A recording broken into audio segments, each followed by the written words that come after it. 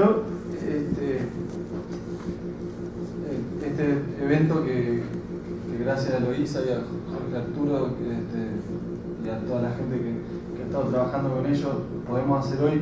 a mí me da un gusto grande y ojalá tengo la expectativa de compartir con ustedes lo siguiente. Uno de los temas que yo vengo trabajando bastante dentro del INESIP y como investigadora en la universidad es el tema de la configuración de los sistemas de defensa pública en nuestros países, en nuestro sistema de justicia, en el marco de los procesos de reforma de los sistemas de justicia penal. En ese contexto, una de las preocupaciones que tenemos y sobre las que trabajamos y estamos pensando y discutiendo bastante es acerca de cómo generar estándares que nos sirvan para tratar de promover políticas públicas al interior de los servicios de defensa pública, los servicios públicos de defensa dentro de los sistemas de justicia penal, para volver realidad a los principios. Es como que el desarrollo a nivel de criterios jurídicos sobre los cuales o que deben respetarse para que se garantice efectivamente el derecho de defensa son en nuestros países bastante prolíficos. Es un desarrollo en el que hay mucha tela para cortar. Sin embargo, en el contexto de los procesos de reforma, cuando hablamos de estándares de funcionamiento efectivo de las instituciones y de los profesionales que forman parte de las instituciones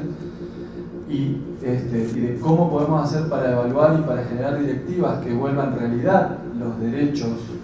consagrados o reconocidos por la legislación, la jurisprudencia, etc., nos encontramos con bastantes problemas, porque en definitiva se trata de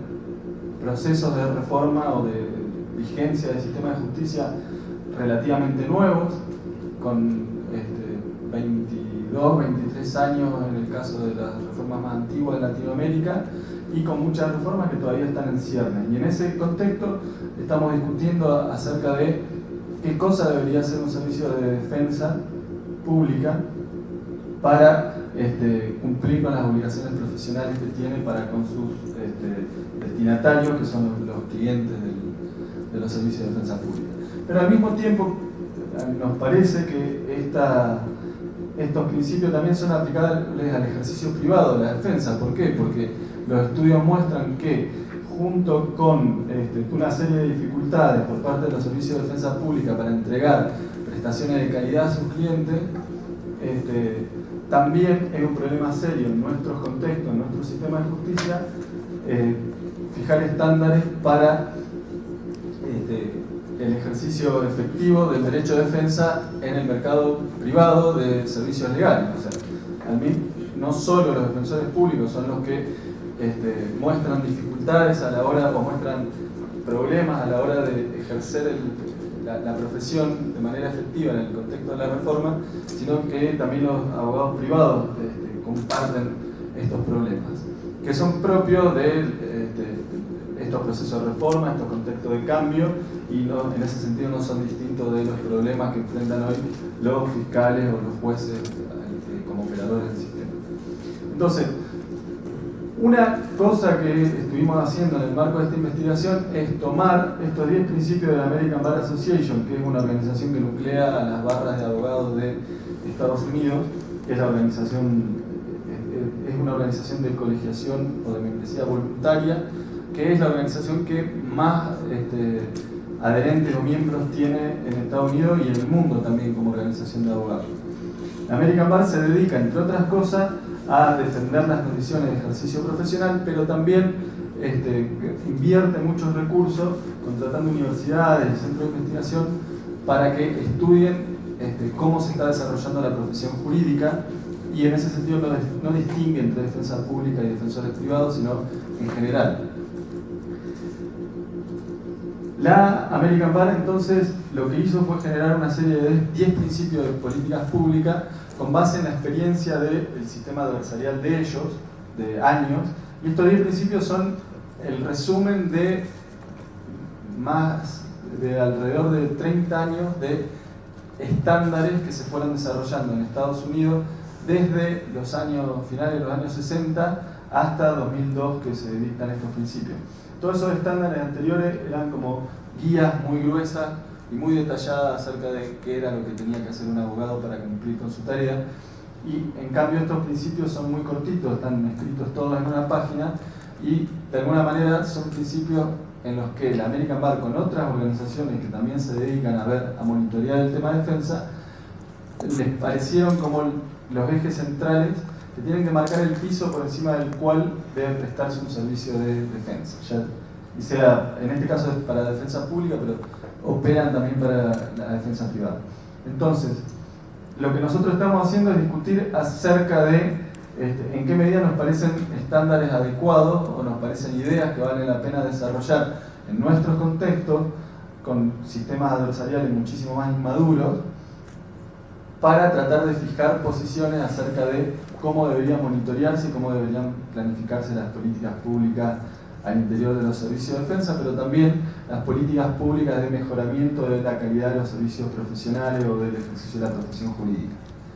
Entonces, si les parece, lo que haríamos es que yo presentaría brevemente, trataría de no gastarme más de 10 minutos en presentar los 10 principios, dando un pantallazo muy general acerca de a qué se refieren estos 10 principios, y que luego podamos ir conversando y discutiendo acerca de, en el contexto mexicano en este caso, pero también en el latinoamericano, en qué medida les parece que estos principios, estos estándares son ideas que vale la pena desarrollar, y en su caso, bajo qué crítica o reforzando qué cosa, o cuestionando la viabilidad o la utilidad de estos estándares para evaluar nuestros propios sistemas de defensa. Entonces, ¿les parece? Bueno, entonces vamos. El primer principio es que el servicio de defensa, en este caso el servicio de defensa pública, para ser efectivo necesariamente tiene que garantizar independencia de la institución que presta los servicios, y esta independencia incluye la designación del personal y el pago de los salarios de las instituciones que brindan servicio de defensa, bajo riesgo de caer en la lógica de otras instituciones que tienen otros intereses respecto de la forma en la que se aplique justicia. Básicamente, la cuestión que pone en crítica este principio para nuestro sistema es los servicios de defensa pública que se han montado como parte de o los tribunales, o la judicatura, o incluso las procuraciones. Entonces, donde lo que se cuestiona es en qué medida puede promoverse una defensa celosa de los intereses de los clientes si la estructura contra la cual se va a estar yendo muchas veces es la estructura de la cual dependen salarialmente las personas que forman parte de esa organización. La segunda cuestión que tiene que ver, que fijan como estándar, es que los servicios de defensa pública deben preocuparse por garantizar que en las jurisdicciones donde la carga de trabajo sea lo suficientemente abundante, no solo se brinde el servicio a través de funcionarios pagados de manera estable, contratados de manera permanente por el Estado, sino que debe el Estado procurar mecanismos para que tomen parte en esa prestación de servicio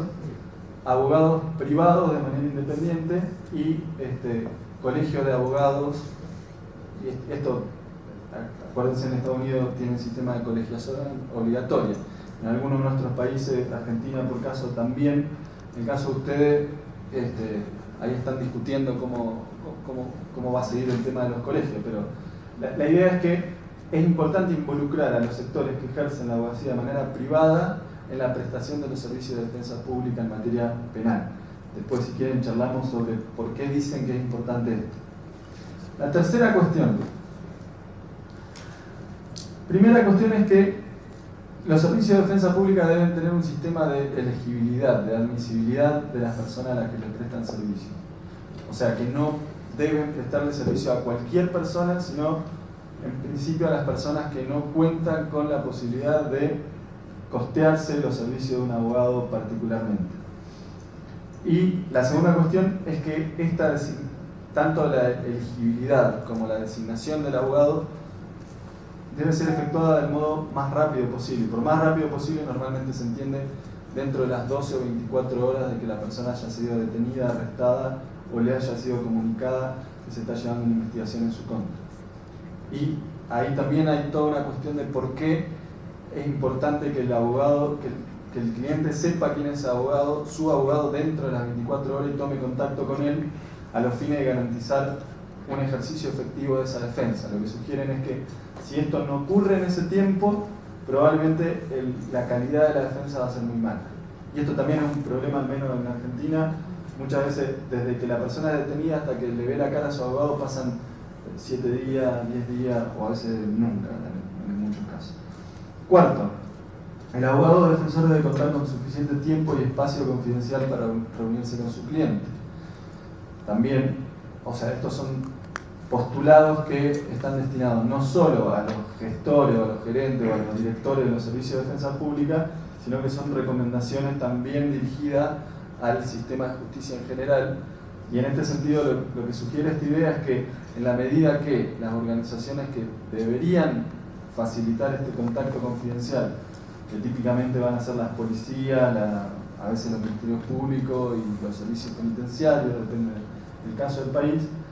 que si no cumplen con esto, en realidad lo que están haciendo es coartar la posibilidad de ejercer efectivamente la defensa de una persona en materia penal. Quinto. El quinto principio es muy importante y se relaciona con el primero, que es la independencia, y ahora les voy a decir cómo. El principio es que la carga de trabajo del abogado defensor debe ser controlada para permitir una representación de calidad. La idea acá en el fondo es la siguiente. Si le damos a una persona que está imputada, le designamos formalmente un abogado que tiene capacidad, digamos, para llevar 30 casos al mismo tiempo, pero que está llevando 200 casos al mismo tiempo,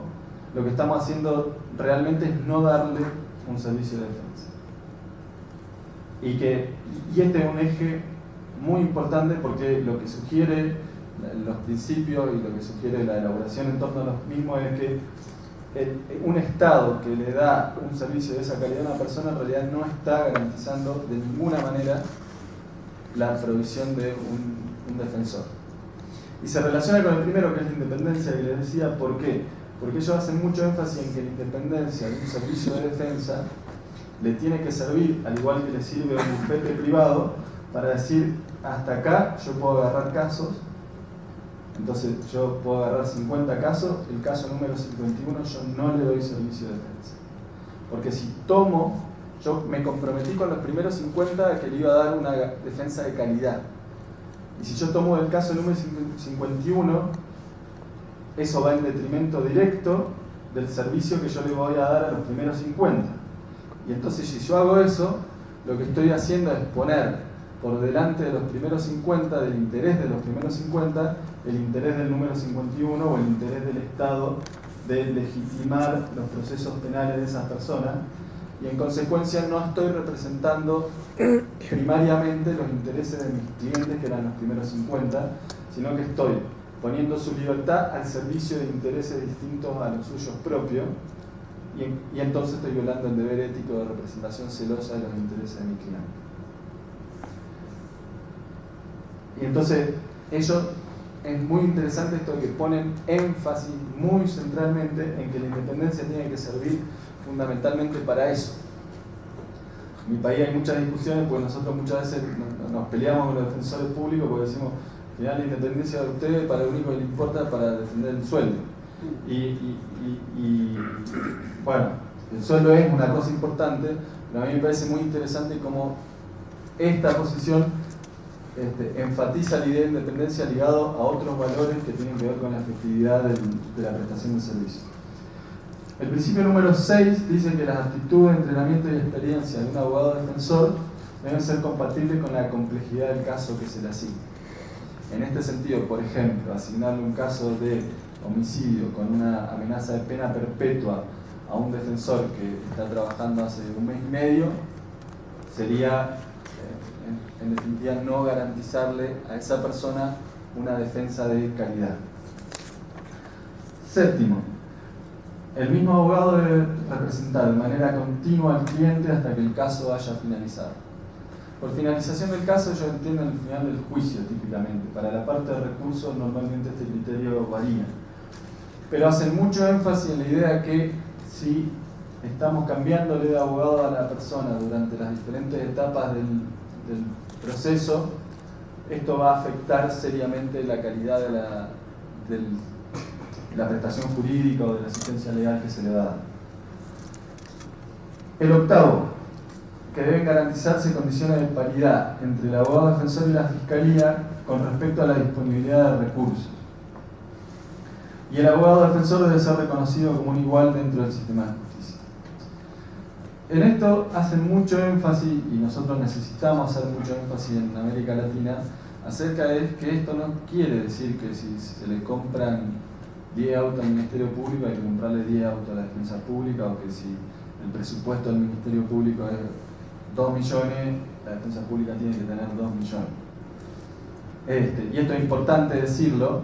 porque también ocurre que muchas veces personas que están peleando por mejorar el servicio de defensa pública,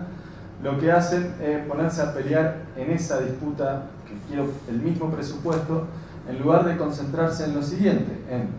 cuáles son las herramientas que, sin ser el mismo presupuesto del Ministerio Público, yo requiero para poder hacer mi tarea de manera competitiva con el Ministerio Público cuando yo haya un juicio. O sea, para estar en paridad de condiciones para el defensor no significa tener los mismos recursos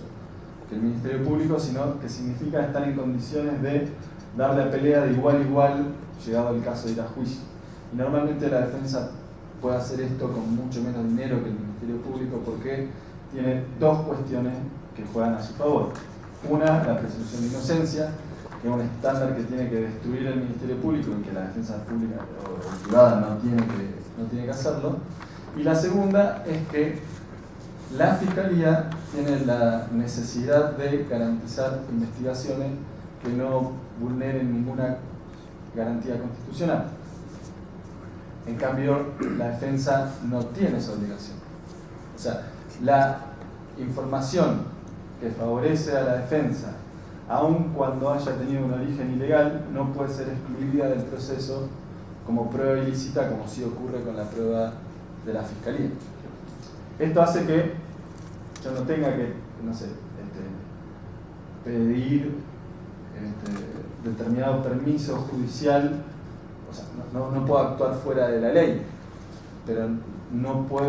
tampoco tengo necesidad de pedir permiso judicial para ir a entrevistar personas que sepan algo del caso, etc. O si yo me encuentro algo que, aun cuando vulnere la intimidad de una persona, yo puedo usarlo de todas maneras porque esa es la ventaja que tengo como defensor, que las reglas de prueba ilícita no operan para la defensa. Noveno, los abogados defensores deben contar con acceso a la educación legal continua. Y este es un principio muy importante, porque no es solo que deben poder hacerlo, sino que la idea es que se le exija a los abogados defensores que tengan un sistema de formación continua que garantice que pueden prestar servicios profesionales adecuados mientras cumplen sus funciones. Y esto se aplica tanto a defensores públicos como privados. Y ahí se marca. El décimo, finalmente, que este es muy importante porque es una de las cosas que tenemos menos desarrollada, tanto a nivel defensa como a nivel fiscalía, yo diría, que es que todos los abogados defensores deben ser supervisados y sistemáticamente auditados acerca de la calidad de su trabajo. Entonces,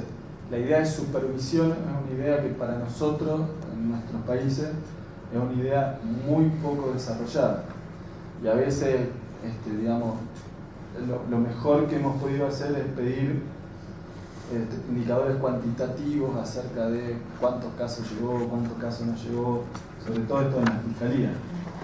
Pero no tenemos práctica ni know-how acerca de cómo un abogado supervisa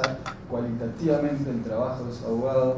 cómo se desarrollan parámetros objetivos para poder hacer esta supervisión, cuántos abogados puede supervisar otro abogado, qué debe hacer ese abogado para supervisar los casos del otro, o sea, cuáles son sus atribuciones.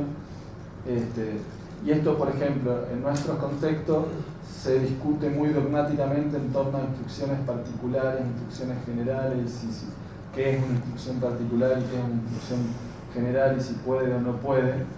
porque también acá, y esta es una cosa que hay que discutir, típicamente los norteamericanos, que son los que han armado esto, ellos funcionan sobre la lógica del principio de confianza. Entonces,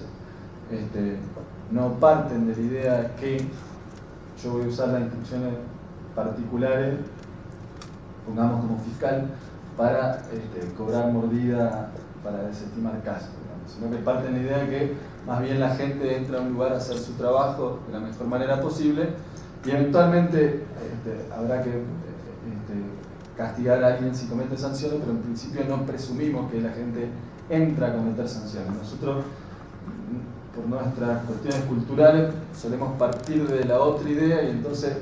antes de estar discutiendo cómo tengo que hacer la supervisión, estamos discutiendo de qué manera voy a evitar la corrupción en el ejercicio de la supervisión. Y esto, la idea que sugerimos y que es parte de lo que queremos discutir esta tarde, nos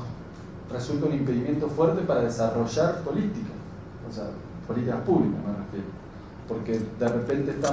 pasamos más, no sé, 2 años discutiendo acerca de cuáles van a ser las instrucciones particulares en vez de poner en práctica un sistema bueno o malo de supervisión y después ir monitoreándolo para ver cómo funciona y sobre la marcha ir tratando de mejorar.